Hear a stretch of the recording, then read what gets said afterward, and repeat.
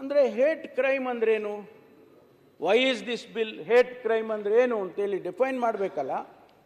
It means communication of hate speech by making, publishing or circulating or any act of promoting, propagating, inciting or abetting or attempting such hate speech to cause disharmony or feelings of enmity or hatred or ill will against any person dead or alive or a group of persons or organization. Idu hate speech andre yaro ಒಂದು ಸಮುದಾಯದ ಮೇಲೆ ಏನೋ ಮಾತಾಡ್ಬಿಡೋದು.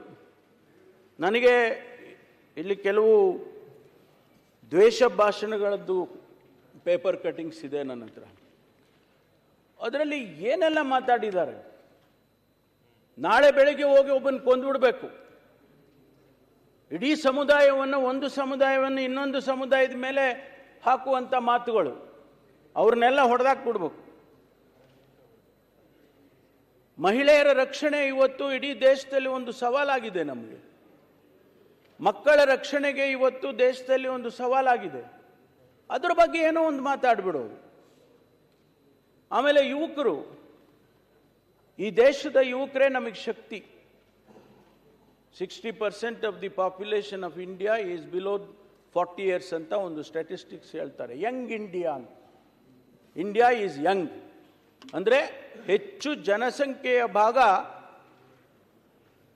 ಯುವಕರಿದ್ದಾರೆ.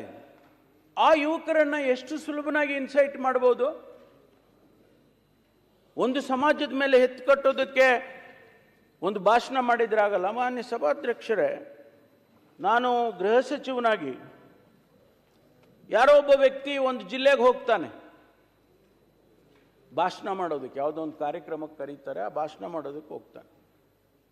ನಮಗೆ ವರದಿ ಬರುತ್ತೆ, ಅವನು ಅಲ್ಲಿ ಹೋದರೆ ಆ ಭಾಷಣ ಮಾಡಿದರೆ ಅಲ್ಲಿ ತೊಂದರೆ ಆಗ್ತದೆ, ಲಾ ಆ್ಯಂಡ್ ಆರ್ಡರ್ ಕ್ರಿಯೇಟ್ ಆಗುತ್ತೆ.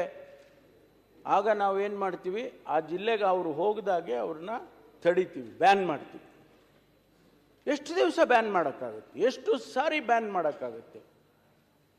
ಅನ್ಲೆಸ್ ನಾವು ಅರ್ಥ ಮಾಡ್ಕೊಳ್ಳೋದಿದ್ರೆ, ನಾವು ಸಮಾಜದಲ್ಲಿ ತಿದ್ದುಕೊಳ್ಳೋದಿದ್ರೆ